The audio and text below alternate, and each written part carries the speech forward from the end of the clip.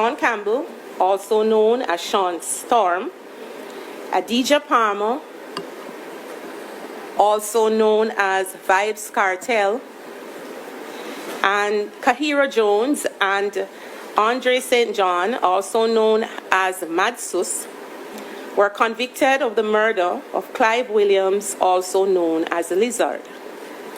The appellants appealed their convictions to the Court of Appeal and then to His Majesty in Council. On 14th March 2024, 10 years and 1 day after they were convicted in the Supreme Court, the Judicial Committee of the Privy Council recommended that the appellant's convictions be quashed. The Privy Council remitted to this court for determination the question of whether the appellants should be ordered to stand a new trial.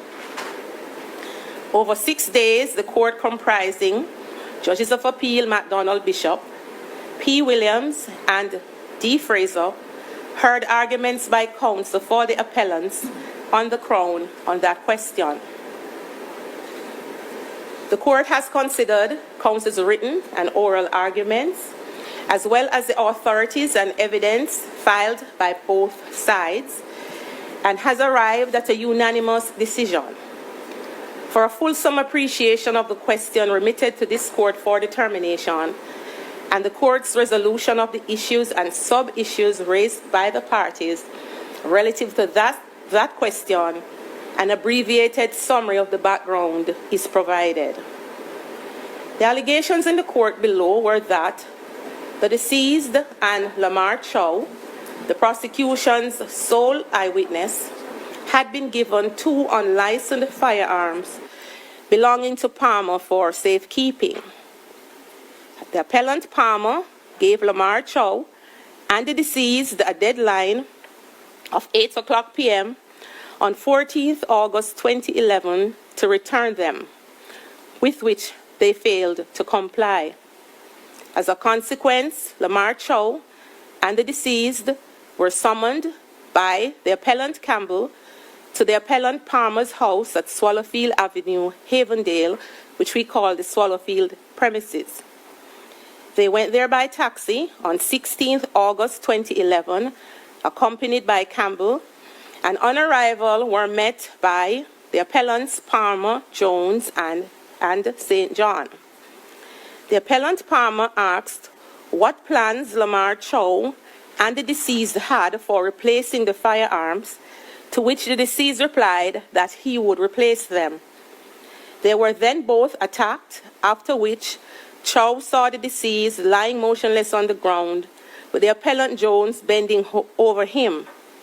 Lamar Chow escaped, but the deceased was never seen again, and calls to his mobile phone went unanswered. A team of police officers went to the Swallowfield premises to investigate the alleged homicide. They noticed that the house smelled of disinfectant.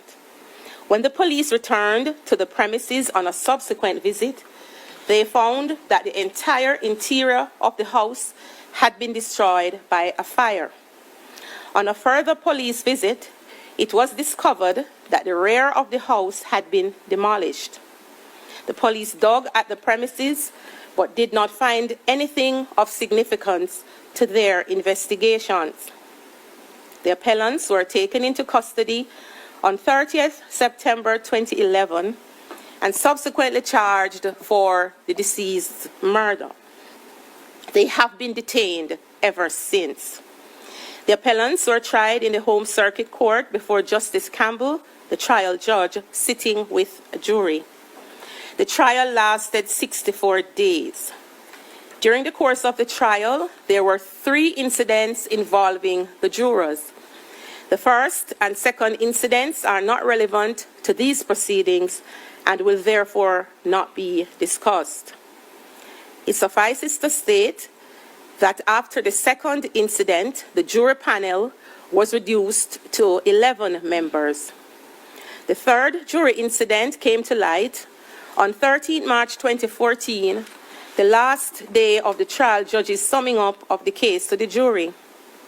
Following the report of possible jury misconduct, the trial judge convened a hearing in chambers and informed counsel on both sides that he had been made aware that a juror, who we call Juror X, attempted to bribe another member of the jury with an offer of $500,000 to decide the case in a particular way.